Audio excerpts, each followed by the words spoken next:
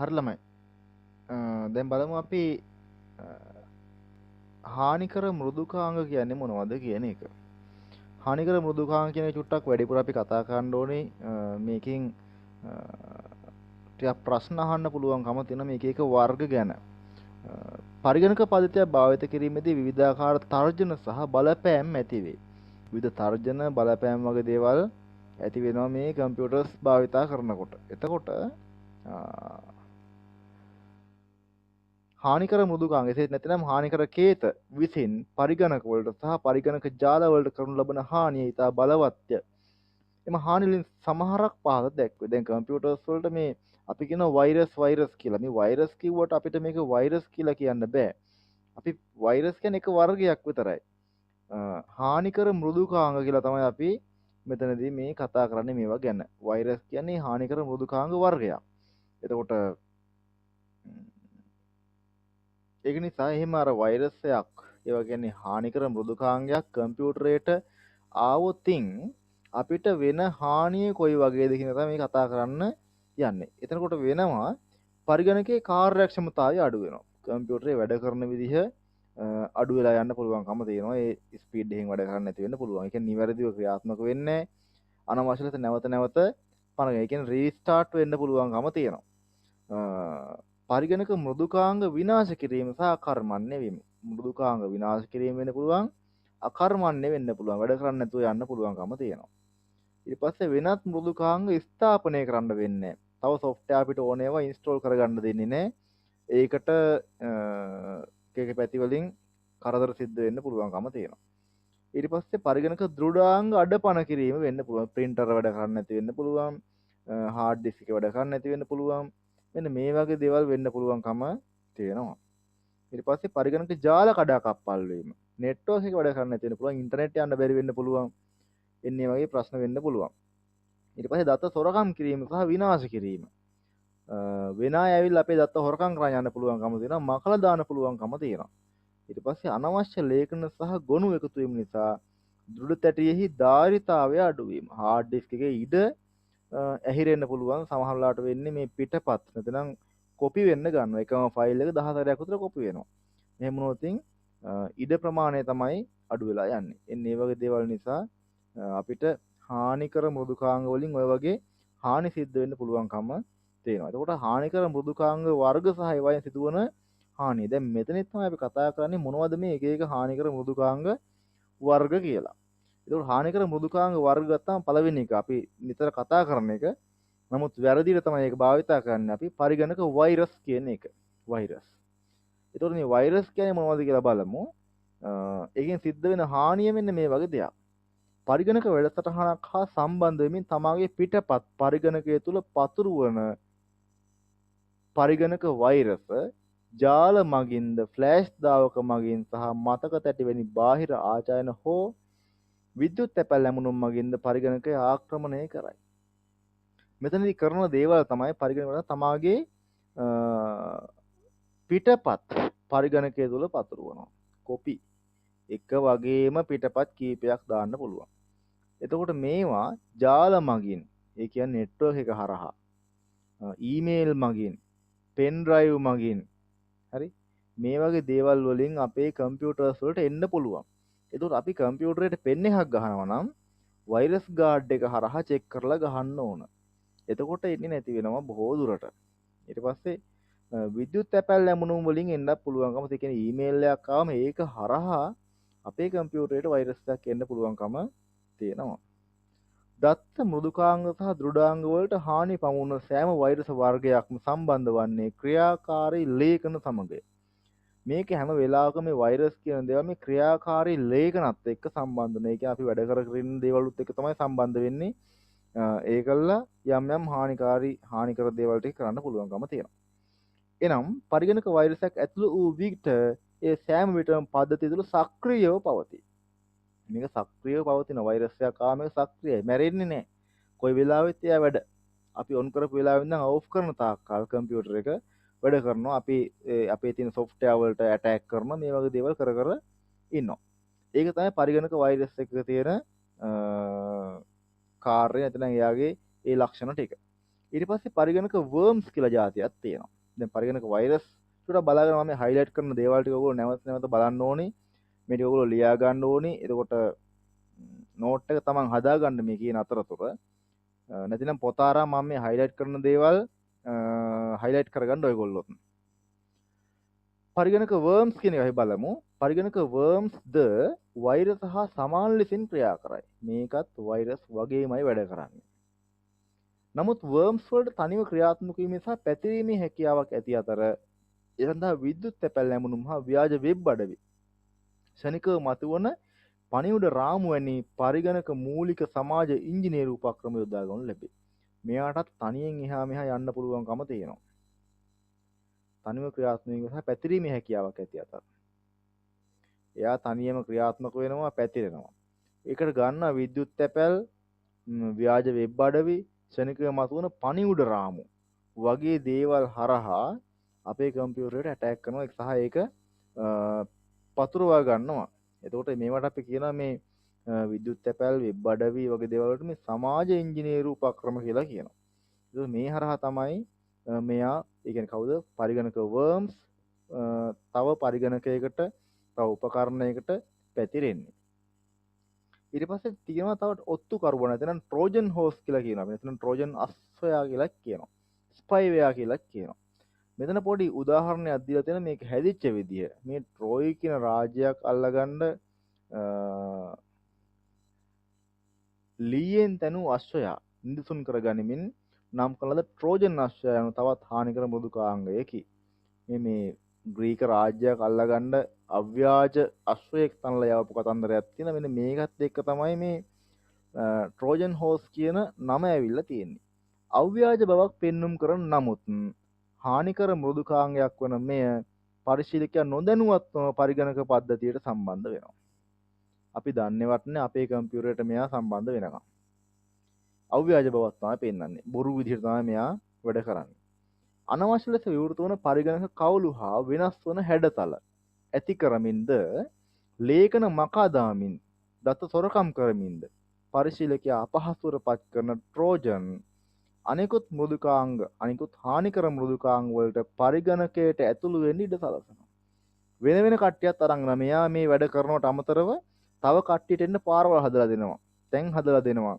එතකොට අපි දන්නෙත් නෑ අපේ කම්පියුටරේ ට්‍රෝජන් හෝස් එකක් ආවොත් අපි රැවටලා ඉන්නේ. ට්‍රෝජන් හෝස් එක එහෙම එකක්. අපි රවට්ටගෙන ඉන්නේ. අපිට ඕනි දෙයක් විදිහට පෙන්නගෙන එපා දෙයක් ක්‍රියාත්මක කරනවා. එතකොට ඒ අතරේ මෙයා කරන තව වැඩක් වෙන වෙන වෛරස් වලට, ඒ කියන්නේ වෙන වෙන හානිකර මෘදුකාංග තියෙනවා නම් ඒවටත් එන්න මාර්ගය නැතිනම් ඉඩ ප්‍රස්තාව සලසා දෙන එක කරන අපේ කම්පියුටරේට ඇටැක් කරනවා. එතකොට මෙයා આવුත් මෙයා විතරක් නෙමෙයි හානි කරන්නේ, තව කට්ටිය එක්කන් එනවා. ඒ ඇවිල්ලා තමයි අපේ කම්පියුටර්ස් වලට ඇටැක් කරන්න ගන්න. ඒක නිසා මේ ට්‍රෝජන් හෝස් කියන කෙනා ටිකක් හරි භයානකයි. හැබැයි මෙයා මෙහෙම දෙයක්. මේ වෛරස් හා වර්ම්ස් වගේ බෝ වෙන්නේ නැහැ. එයා බෝ වෙන්නේ නැහැ. අපේ කම්පියුටරේ ඉඳගෙන වෙන කට්ටියට එන්න ඉඩ දීදී ඉන්නවා. එහෙම දෙයක් තමයි වෙන්නේ ඔත්තු කරුවන් නැතිනම් ට්‍රෝජන් හෝස්ගෙන්.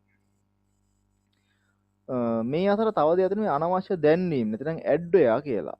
අනවශ්‍ය දැන්වීම මේක නම් බොහෝ දුරට වැඩ කරන්නේ මේ වෙබ් බ්‍රවුසර් එක. අනවශ්‍ය දැන්වීම පරිගණක තෙරීම සහ දර්ශනය කිරීම හානිකර මෘදුකාංගයේ ස්වභාවයයි. අනවශ්‍ය දැන්වීම් තියෙන ඒවා තිරය මත දර්ශනය කරනවා. කොයි වෙලාවෙත් මොනවා හරි ඇඩ් එකක් හරි නිවුස් එකක් හරි මොකක් හරි පෙන්න එක අපිට වැදගත් වෙන්නේ නැහැ. මේක හානිදායක නෑ අපිට.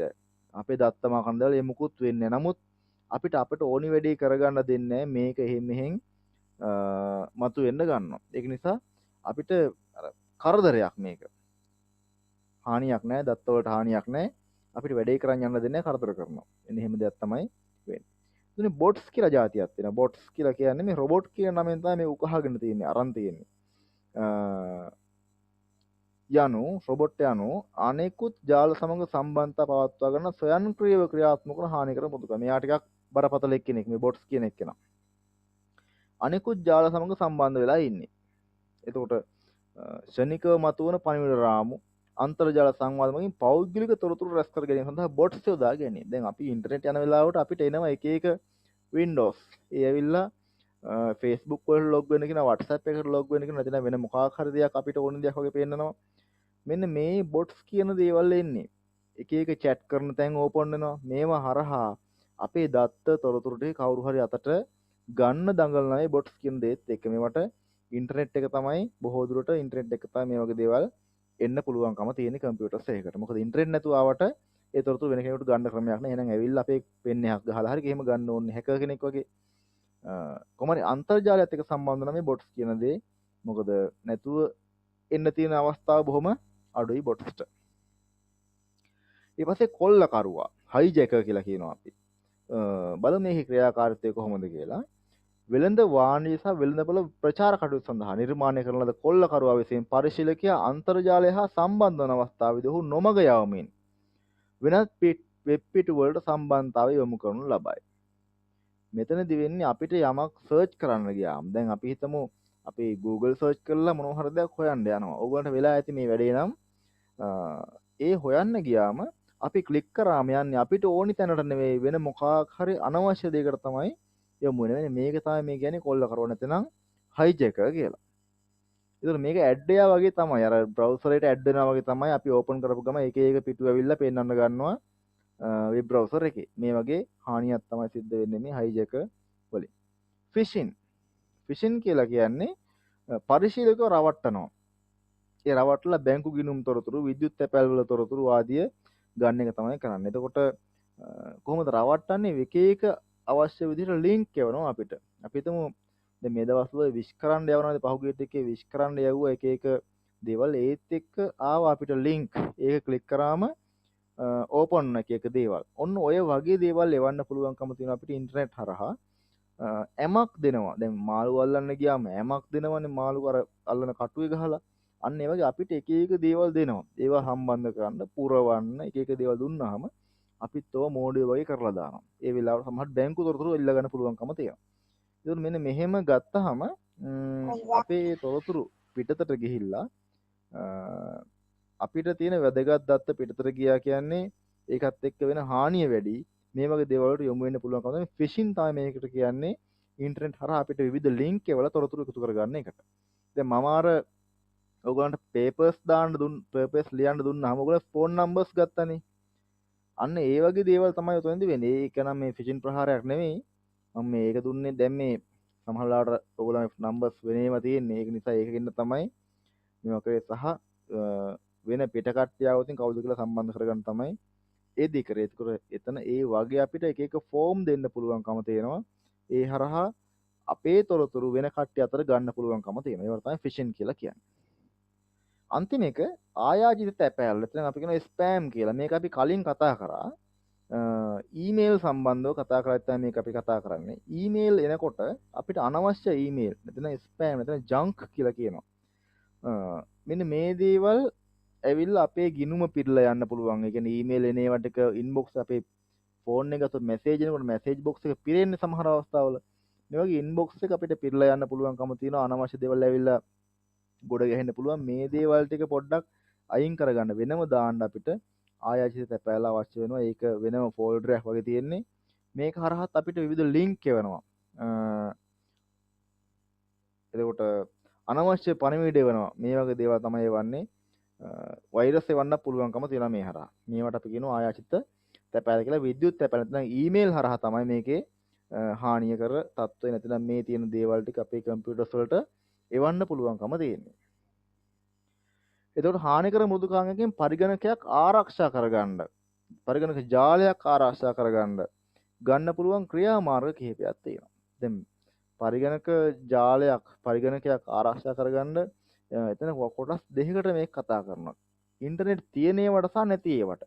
ඉන්ටර්නෙට් තියෙන ඒවට නම් ටිකක් බරපතල විදිහට අපි ආරක්ෂාව සපයන්න ඕනේ. මොකද හැකර් කෙනෙක් එන්නේ ඉන්ටර්නෙට් through තමයි. කියන්නේ ඉන්ටර්නෙට් හරහා තමයි එන්නේ. එහෙම නැතුව ඇවිල්ලා මේ දොරක් කඩාගෙන පෙන්නයක් අරන් ගලා අපේ ඒවා කොපි කරන් යන එක සාමාන්‍ය හැකර් කෙනෙක් කරන්නේ නැහැ. ඒ කරන්නේ හොරෙක්. ඒතකොට පරිගණකයට වෛරස් ආරක්ෂක මෘදුකාංගයක් ස්ථාපනය කරගන්න. අපේ කම්පියුටරේ පුළුවන් වෛරස් ගාඩ් එකක් දාගන්න. එහෙම කිව්වොත් තමයි තේරෙන්නේ. වෛරස් ආරක්ෂක මෘදුකාංගයක් කියන්නේ වෛරස් ගාඩ් එකක්. ඒ නිසි පරිදි යාවත් කාලීන කරන්න. මේ අප්ඩේට් අපි දැන් වෛරස් ගාඩ් එකක් කම්පියුටරේට දාගන්නවා. ඒක අප්ඩේට් කරන්නේ නැහැ. අප්ඩේට් කරන්නේ නැහැ කියන්නේ ඒක දාගන්නකොට ඒක නිර්මාණය කරපු දවස් වෙනකන් තිබිච්ච වෛරස් නම් අල්ලයි. අලුතින් තියෙන වෛරස් ටික අල්ලන්නේ නැහැ. ඒක නිසා අප්ඩේට් කරන්න ඕන. දැන් අපි සමහර කට්ටිය වෛරස් ගාඩ් එක දාගෙන එදා ඉඳන් අවුරුදු 2ක් උදනකම් ඉන්ටර්නෙට් කනෙක්ට් කරන්නේ නැහැ කම්පියුටර් එකට. නිකන් ගෙදර තියාගෙන ඉන්නවා. පෙන් ගහනවා ඔක්කොම ටික කරනවා. හැබැයි තේරුමක් නැහැ. එහෙම කරොතින් වෛරස් අපේ කම්පියුටරේට එනවා ඇටැක් කරනවා. ඒත් එක්ක වෛරස් ගාඩ් එකක් දාලා ඒකේ ආරක්ෂක උපක්‍රම වෙනම ඕෆ් කරන්න පුළුවන්කම තියෙනවා අපිට. ඒවා ඕෆ් කරන්න නැතුව තියන්න ඕනේ නිතරම ඔන් එකේ. එතකොට තමයි වෛරස් එකක් ආව වෙලාවක ක්ෂණිකව ක්‍රියාත්මක වෙලා, ඒ කියන්නේ පෙන් එකක් ගහද්දි, CD එකක් දාද්දි, ඊමේල් එකක් එද්දි ඒ වෙලාවට ක්ෂණිකව ක්‍රියාත්මක වෙලා වැඩ කරන්නේ. ඊට පස්සේ කියනවා ඊළඟ කොටස බාහිර ආචායන උපක්‍රම. ඔය කියන්නේ CD, DVD, pen drive වගේ දේවල්. බොහෝ දුරට pen drive, CD, DVD වල නම් බොහොම අඩුයි. pen drive එකකින්, chip එකකින් අපේ කම්පියුටර්ස් වලට වෛරස් එන්න තියෙන ඉඩකඩ බොහොම වැඩි. ඒක නිසා ඒ වගේ දේවල් සම්බන්ධ කරනවා නම් අනිවාර්යයෙන්ම වෛරස් ගාඩ් එක කරහා චෙක් කරලම ගන්න ඕනේ. එහෙම නැති වුණොත් අපේ කම්පියුටරේ වෙන කාගේ හරි කම්පියුටරයක තියෙන වෛරස් ටික ඔක්කොම ඇවිල්ලා පිරෙන්න පුළුවන්කම තියෙනවා. සෑම විටම නීත්‍යානුකූල වූ මෘදුකාංග පරිගණකයට ස්ථාපනය කරන්න ඕනේ. දැන් මේක නම් අපිට සාමාන්‍යයෙන් කරන්න බැරි දෙයක්. අපි බොහෝ දුරට ඔය හොර සොෆ්ට්වෙයාර් තමයි දාගන්නේ. ඒ කියන්නේ හරියටම අපිට ක්‍රැක් වර්ෂන් තමයි ගොඩක් දුරට අපි භාවිතා කරන්නේ. මේ දේ නිසා අපිට කම්පියුටරේට හානි වෙන්න පුළුවන්කම තියෙනවා. තව දෙයක් තමයි මේ සාමාන්‍ය භාවිතය සඳහා පරිපාලක ගිණුම වෙනුවට පරිශීලක ගිණුමක් යොදා ගන්න. ඔය කියන්නේ ඇඩ්මින් විදිහට නිතරම ඉන්න එපා, යූසර් කෙනෙක් විදිහට ඉන්න කියලා කියන්නේ. ඇඩ්මින් විදිහට හිටියොත් වෛරස් දැක්කම ශනිකව ආවොත් අපි දන්නේවත් නැහැ, ඇටැක් කරලා යන්න පුළුවන්කම තියෙනවා. හැබැයි අපි යූසර් කෙනෙක් විදිහට හිටියොත්, පාවිච්චි කරන වෙන කෙනෙක් විදිහට හිටියොත් ලේසියෙන් ඔය සොෆ්ට්වෙයාර් වගේ තියෙන දේවල් කම්පියුටරේට ඇඩ් වෙන්නේ නැත්නම් ඉන්ස්ටෝල් වෙන්නේ නැහැ ඔටෝ. ඒක නිසා අපි බොහෝ දුරට account දෙකක් හදලා එකක් පරිශීලක ගිණුම විදිහට අනිත් එක පරිපාලක ගිණුම ඇඩ්මිනිස්ට්‍රේටර් විදිහටත් අනිත් එක යූසර් කෙනෙක් නැත්නම් ගෙස්ට් කෙනෙක් විදිහටත් තියාගෙන ඉන්න පුළුවන්කම තියෙනවා. ඒක වැදගත් වෙන මේ දේවල් ඔයගොල්ලෝ ඉරි හරි ගහ ගන්න ඕනේ පොතේ මේ යන අතරතුර ආය කතා කරන්න අවස්ථාවක් කෙන එකක් නැති වෙයි. දැන් මෙතන කියනවා කම්පියුටරේ ඉන්ටර්නෙට් එකට සම්බන්ධ කරලා තියෙනවා නම් මොනවද කරන්න ඕන දේවල් ටික කියලා. දැන් එහෙම වුණොත් ඉන්ටර්නෙට් තියෙනවා නම් අපි සමහර වෙලාවට යන්න ගියාම වෙබ්සයිට් 100කට 200කට කියලා තමයි නතර වෙන්නේ. එහෙම නැතුව සමහර වෙබ්සයිට් තියෙනවා ආරක්ෂාවක් නැහැ. ඒ වගේ HTTP විතරයි තියෙන්නේ. සමහර ඒවා තියෙන HTTPS secure කියලා. අන්න ඒ වගේ දේවල් භාවිතා කරනවා නම් බොහෝ දුරට හොඳයි HTTPS තියෙනවා මුලට. එතකොට අපේ කම්පියුටරේට ආරක්ෂාව තරමක් දුරට තියෙනවා. එතකොට URL එක පරීක්ෂා කරලා, ඒ කියන්නේ අපි දන්නවා URL කියන එක ඒකාකාර සම්පත් නිශ්චායකයේ පරීක්ෂා කරාම දැනගන්න පුළුවන්. HTTPS තියෙනවා නම් ඒක ආරක්ෂිත වෙබ් අඩවියක්. එහෙම නැති වුණොත් පොඩ්ඩක් ආරක්ෂාව අඩු එකක්. මෘදුකාංග හෝ වෙනත් භාගත කිරීම සඳහා ආරක්ෂිත වෙබ් අඩවි පමණක්ම තෝරා ගන්න. දැන් අපි සොෆ්ට්වෙයාර් ගන්න ගියාම එක එක වෙබ්සයිට් වලට ගිහිල්ලා සොෆ්ට්වෙයාර් ගන්නවා. ඒක ආරක්ෂාව තියෙනවද නැද්ද මොනවත් බලන්නේ. ඒ අවස්ථාවකදී අපිට කියන්නේ ටිකක් සිකියුරිටි පැත්ත වැඩි සොෆ්ට්වෙයාර් වලින් තමයි, නැත්නම් ඒ තියෙන වෙබ්සයිට් වලින් තමයි අපිට අවශ්‍ය කරන මෘදුකාංග දෘඩාංග නම් ගන්න බෑ. සොෆ්ට්වෙයාර් තමයි ගන්න තියෙන්නේ. ඒ වගේ ඩොකියුමන්ට් වගේ දේවල් ගන්න ඕනිකම තියෙනවා. භාගත කිරීමට පෙර ලේඛන හෝ මෘදුකාංගය වෛරස් ආරක්ෂක මෘදුකාංගයක් වශයෙන් පරීක්ෂා කරගන්න. මේක ඔටෝමැටිකලි සිද්ධ වෙනවා. සාමාන්‍ය ඩවුන්ලෝඩ් කරන්න ගියාම ඔටෝ චෙක් වීමක් සිද්ධ වෙනවා දැන් නම්. විද්‍යුත් තැපැල් ලැබුණුම් විවෘත කිරීමේදී සුපරීක්ෂාකාරී වන්න. අපිට ඊමේල් එකක් ආව ගමන් ඒක දැනෙච්ච ගමන් අපි ටැග් ගාලා ගිහින් ඔක විවෘත කරනවා, ඕපන් කරනවා. ඇමුණුම් භාගත කිරීමට අවශ්‍ය නම් ඊට පෙර ආරක්ෂක මෘදුකාංගයක් වලින් පරීක්ෂා කරන්න. ඔය සොෆ්ට්වෙයාර් එකක් මොනවා හරි හානිකර මෘදුකාංගයක්, වෛරස් එකක්, ට්‍රෝජන් නම් එන්න විදියක් නැහැ. පොදුට වෛරස් වර්ග අපිට ඊමේල් එක හරහා ඒවල තියන්න පුළුවන්කම තියෙනවා. ඒ යොපු ගමන් අපි මේක ඔන් කරපු සැනින් අපේ කම්පියුටරේට ඇටැක් කරනවා. මේ වගේ දේවල් කරද්දී වෛරස් ගාඩ් එකකින් චෙක් කරලම ගන්න කියලායි කියන්නේ. සැකසහිත දැන්වීම හෝ පණිවිඩ හෝ ක්ලික් කිරීමෙන් වළකින්න. ඉන්ටර්නෙට් එකට සම්බන්ධ කරලා තියෙන විවිධ පණිවිඩ එනවා. අපිට සැකයි නම් අපි මේක ඔන් කරන්න යන්නේ නෑ, ක්ලික් කරන්න යන්නේ නෑ. තමන්ගේ රහසිගත තොරතුරු ආරක්ෂාව පරීක්ෂා කිරීමෙන් තොරව වෙබ් අඩවි සඳහා ඇතුළු නොකරන්න. විවිධ තොරතුරු ඉල්ලනවා අපෙන්. බැංකු තොරතුරු ඉල්ලන්න පුළුවන්, රැකියාව සම්බන්ධ තොරතුරු ඉල්ලන්න පුළුවන්, ඩෙන්ටි කාඩ් නම්බර එක ඉල්ලන්න පුළුවන්. මේ වගේ දේවල් ඉල්ලන තැනට දෙන්න නරකයි. ඊට පස්සේ ගිනි පවුර, වෛරස් ආරක්ෂක මෘදුකාංග, විද්‍යුත් තැපැල් පේරණ භාවිත කිරීමෙන් අවදානම අඩු කරගත හැකිය. මෙන්න මේ ඊමේල් ෆිල්ටර්ස් කියන එක අපිට වැඩිපුර කතා කරන්න අවස්ථාව ලැබිලා නැහැ. මේ ඊමේල් ෆිල්ටර්ස් කියන්නේ ඊමේල් එන ඒවා ෆිල්ටර් කරලා ගන්න තියෙන ෆැසිලිටි එකක්, නැත්නම් පහසුකමක්. මෙන්න මේ දේවල් කරාම අපිට අපේ කම්පියුටරය ඉන්ටර්නෙට් එකට ගහලා තිබුණත්, ඉන්ටර්නෙට් නැතුව තිබුණත් ආරක්ෂා කරගන්න පුළුවන්. අනවශ්‍ය නැතිනම් අර හානිකර මෘදුකාංග වලින් අපේ කම්පියුටරය ආරක්ෂා කරගන්න පුළුවන් ක්‍රියාමාර්ග තමයි අපි ඔය දැන් කතා කරේ. හානිකර මෘදුකාංග වලින් ආරක්ෂණ සඳහා පරිගණකයක ස්ථාපනය කළ හැකි ප්‍රචලිත ආරක්ෂක මෘදුකාංග කිහිපයක් පහක් දැක්වේ. කියන්නේ මේ තියෙන්නේ වෛරස් ගාඩ් ටිකක්. මේ වෛරස් ගාඩ් ටික බලා ගන්න. වෛරස් ගාඩ් වල නම් අහන්න පුළුවන්කම දෙන විභාගයත් එක්ක වෛරස් ගාඩ් කිහිපයක නම් ටික මතක තියාගන්න ඕනේ ඔයගොල්ලෝ. එතකොට ප්‍රශ්නයක් වෙන්නේ આવොත් අපිට පුළුවන් උත්තර දෙන්න ඕන වෙලාවක. රයිට්. ඊට පස්සේ අපි කතා කරමු මෙන්න මේ කොටස. මේකත් අපෙන් අහලා තිබුණා පේපර්ස් වල සමහර තැන්වල අන්තර්ජාල තොරතුරු හුවමාරු සඳහා ශ්‍රී ලංකාව තුළ ආරක්ෂාව සපයන ආයතන. මොනවද මේ අපිට ඉන්ටර්නෙට් එකත් එක්ක තියෙනකොට මේ ආරක්ෂාව සපය ගන්න තියෙන ආයතන කියලා. එතකොට දැන් ඕගොල්ලෝ ඉන්ටර්නෙට් භාවිතා කරනකොට ඔය Facebook එකම යනකොට දකින්න ඇති මෙන්න මේ වගේ දේවල් වෙනවා කියලා මේ යම් යම් ආයතනයකින් දානවා. බොහෝ දුරට සර්ට් කියන ආයතන වගේ තැනකින් දාන්න පුළුවන්. මෙන්න මේ තියෙන සර්ට් CERT. ඒ වගේ ආයතනයකින් දාන්න පුළුවන්. ලිපි මගින් නැතිනම් අර මාධ්‍ය නිවේදන මගින් මොනවා හරි හානිකර තත්ත්වයක් තියෙනවා නම් අපිට දැනුම් දීම් කරනවා. SMS මගින් පවා එවන්න පුළුවන්කම තියෙන ඒ වගේ දේවල්. බලමු අන්තර්ජාල තොරතුරු හුවමාරුවට ඒ සඳහා ආරක්ෂා සපයන ආයතන මොනවද කියලා. එතන පළවෙනි එක ශ්‍රී ලංකා හදිසි පරිගණක සූදානම් සංසදය කියන එක. අපි ඔහු කෙටියෙන් කිව්වොත් එහෙම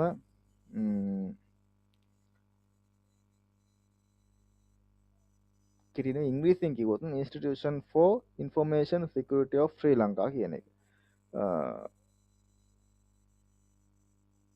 ඒත් එක්ක ICTA ආයතනය කියලා ආයතනයකුත් තියෙන Information and Communication Technology Agency කියන එක. ICTA කියලා අපි කියනවා. බොහෝ දුරට මේක තමයි අපිට විවිධ ආකාරයේ පණිවිඩ ලබා දෙන්නේ ICTA ආයතනය. මේක පුරවැසියන්ට ව්‍යාපාරික ආයතන වලට සහ රාජ්‍ය ආයතන වලට ගොඩක් සේවා සපයන ආයතනයක්. එතකොට ශ්‍රී ලංකා ප්‍රමිති ආයතනය හා ශ්‍රී ලංකා හදිසි පරිගණක සූදානම් සංසදය. අපි මේ දෙකට කියන මේ සර්ට් කියලා. එක්ව රාජ්‍ය ආයතන තොරතුරු තාක්ෂණ කළමනාකරණ පද්ධති සහතික ලබා දීමේ කටයුතු ආරම්භය ඇත. එතකොට රාජ්‍ය ආයතන වලට විවිධ සහතික ලබා දීම තොරතුරු තාක්ෂණය හරහා ඒ දේවල් කරගන්න මේ ICTA කියන ආයතනය සහ සර්ට් කියන ආයතන ගොඩක් වැදගත් කාර්යයක් ඉටු කරනවා. එතන ඔයගොල්ලෝ මතක තියාගන්න මේ ICTA ආයතනය සහ සර්ට් කියන ආයතන දෙක. ICTA කියන්නේ ICTA කියන්නේ Information and Communication Technology Agency කියන එක. සර්ට් කියලා කියන්නේ මෙන්න මේ ශ්‍රී ලංකා කම්පියුටර් එමර්ජන්සි රීඩ්නස් ටීම් කියන එක. එතකොට මෙන්න මේ දෙක භාවිතා කරන ඊට පස්සේ තොරතුරු ආරක්ෂණ කළමනාකරණ පද්ධතිය නැත්නම් ISMS වලට සහතික දීම කරනවා මේ ආයතන එකතු වෙලා. එතකොට තොරතුරු වල ආරක්ෂාවට, දත්ත වල ආරක්ෂාවට මේ ආයතන දෙක බැඳී ඉන්නවා ලංකාව තුළ. දැන් ඊළඟට අපි කතා කරන්න ඕනේ තොරතුරු හා සංවේදන තාක්ෂණයේ භාවිතයට ආවේනික සෞඛ්‍ය ගැටලු. දැන් අපි කම්පියුටර්ස් භාවිතා කරනකොට ඇතිවන සෞඛ්‍ය ගැටලු ටික මොනවද කියලා මේ කතා කරන්න යන්නේ.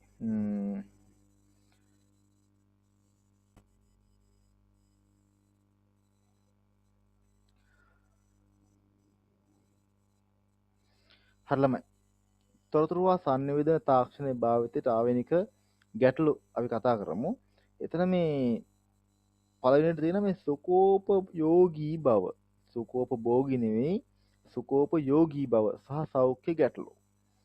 සුකෝපයෝගී බව නොහොත් ක්ෂමතා විද්‍යාව යනු ග්‍රීක වචන දෙකකින් සෑදුණු තනි වචනයකි. මෙන්න මේක මේ ග්‍රීකයත් එක්ක සම්බන්ධ කරලා තියෙනවා.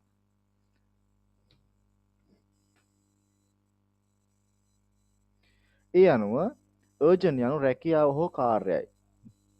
නොමෝස් යනු නීතියයි. මේ සරල තේරුම වන්නේ මේ කියන කතාවේ සරල තේරුම වෙන්නේ රැකියාවක් නිර්මාණය කළ යුත්තේ ශ්‍රමිකයාට ගැළපෙන ආකාරයට බවත් ශ්‍රමිකයා රැකියාව සඳහා හැඩගැසීමට බල නොකළ යුතු බවත් එසේ නොමැති වූ විට ශ්‍රමිකයා නොයෙක් ආතතීන් සහ රෝගාබාධ වලට ගොදුරු වීම නොවැළැක්විය හැකි බවත්ය. මෙන්න මේක චුට්ටක් හොඳට මතක තියාගන්න. මේක අපිට මේ IT වලටත් අපේ ජීවිතේට වැදගත් වෙනවා. රැකියාවක් නිර්මාණය කරනකොට ඒක නිර්මාණය කරන්න ඕනේ ඒකේ වැඩ කරන කට්ටියට ගැළපෙන ආකාරයට. එහෙම නැතුව රැකියාවක් හදලා ඒකට අනුව ඒකේ වැඩ කරන මිනිසු හැඩගස්වන්න ගියොතින් රැකියාවට අනුව මිනිසු හැඩගස්වන්න ගියොතින් අනිවාර්යයෙන්ම නොයෙකුත් ලෙඩ රෝග හැදෙනවා කියන එක තමයි මෙතනින් මේ කියන්නේ. අද වන විට තාක්ෂණය මිනිසාට අත්‍යවශ්‍ය අංගයක් වී ඇති අතර තාක්ෂණය හා මිනිසා වෙන් කළ නොහැකි ලෙස එකිනෙකට සම්බන්ධ වී ඇත. ඇත්ත කතන්දරයක් මේ කියන්නේ. අද තාක්ෂණයයි මිනිහා කියන එකයි දෙන්නා බොහොම ළඟින් සම්බන්ධයක් තියාගෙන ඉන්නවා. තාක්ෂණය භාවිතා කරන්නන් දිනෙන් දින වර්ධනය වෙනවා. සේම තාක්ෂණ නිසා ඇතිවන සෞඛ්‍ය ගැටලු ද එහා සමානම වර්ධනය වී ඇත. එන්න එන්න වැඩි තාක්ෂණය භාවිතා කරන පිරිස එන්න වැඩි ඒත් එක්කම ගැටලුත් එන්න වැඩි. මෙම තත්ත්වය ඇතිවන්නේ සාමාන්‍ය පරිගණක භාවිතයෙන් තොරව පැය 4කට වැඩි කාලයක් නොනවත්වා පරිගණකයේ භාවිතා කිරීම නිසාය. මේ සාමාන්‍යයෙන් ඔය පැයකට දෙකකට තුනකට සැරයක් දවසකට සැරයක් විතර කම්පියුටර් ඔන් කරලා මේ විනාඩි 5ක් විතර 10ක් විතර ඔක බලන් ඉඳලා ආයෙ ඕෆ් කරන කට්ටියට එහෙම ලෙඩ හැදෙන්නේ නැහැ. එහෙම නැත්නම් එක දිගට පැය 3 4 5 6 වැඩ කරනවා නම් කම්පියුටරයත් එක්ක අපිට විවිධ ගැටලු ඇති වෙන්න පුළුවන්කම තියෙනවා. මේ බෝ නොවන රෝග තමයි තනිකරම හැදෙන්න පුළුවන්කම තියෙනවා. මේවා බෝ වෙන්නේ නැහැ.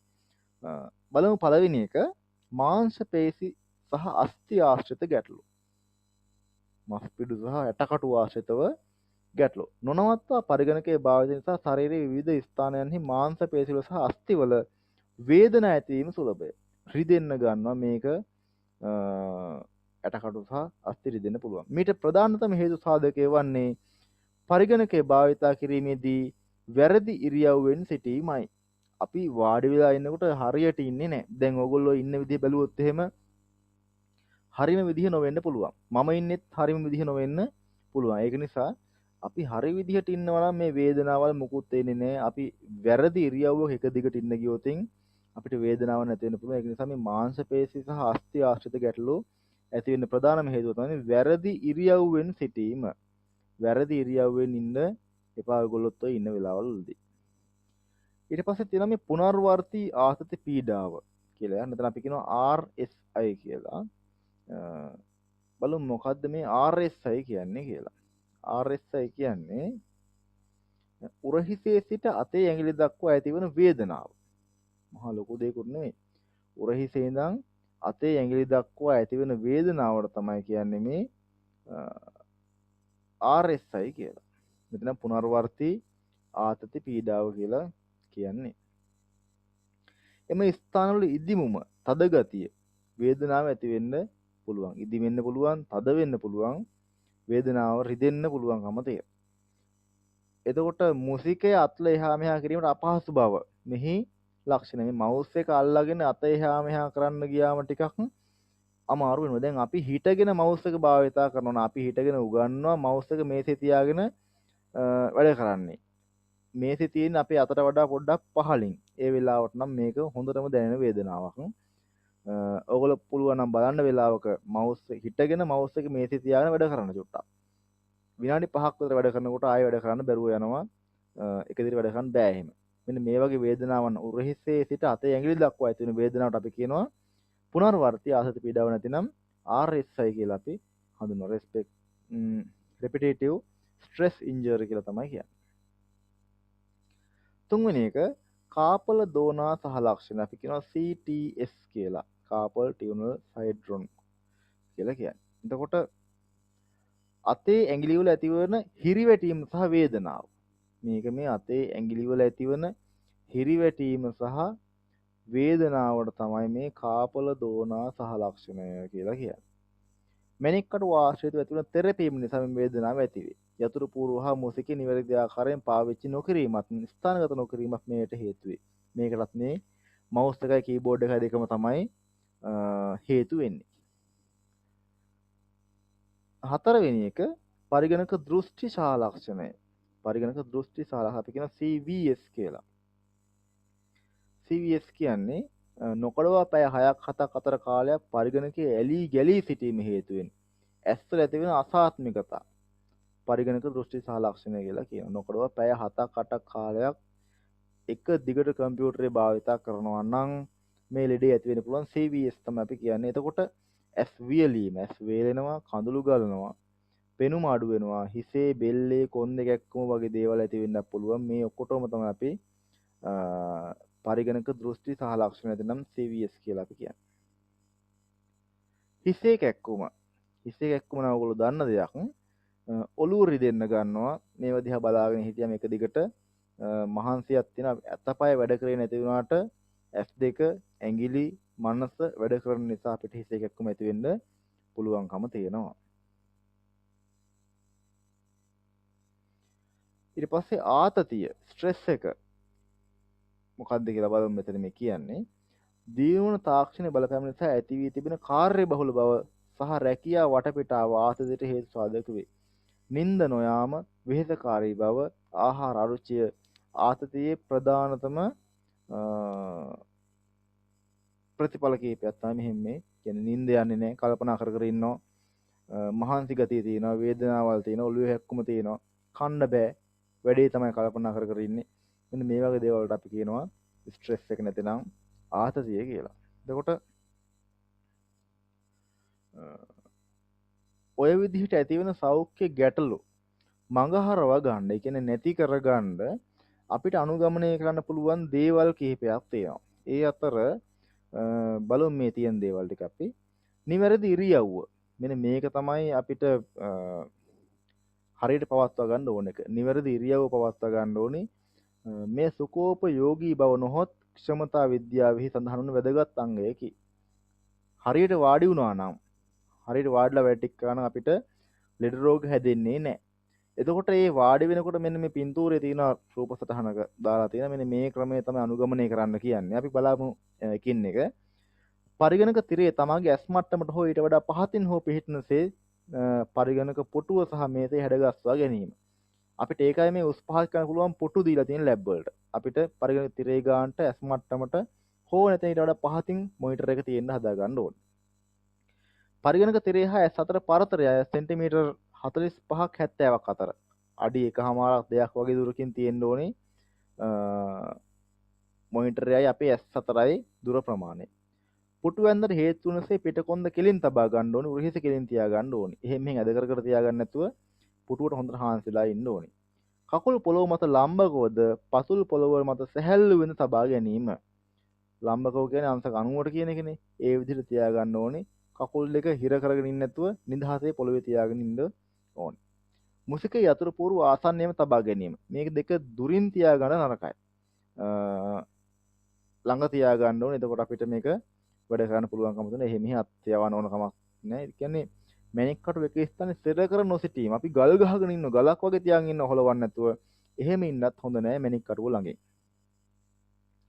ඇසට වේදනාකාරී නොවනසේ පරිගණක තිරේ ආලෝකය සකස් කරගෙන දැන් අපිට පුළුවන්කම තියෙනවා මේ මොනිටර් එකේ එළිය අඩු වැඩි කරගන්න.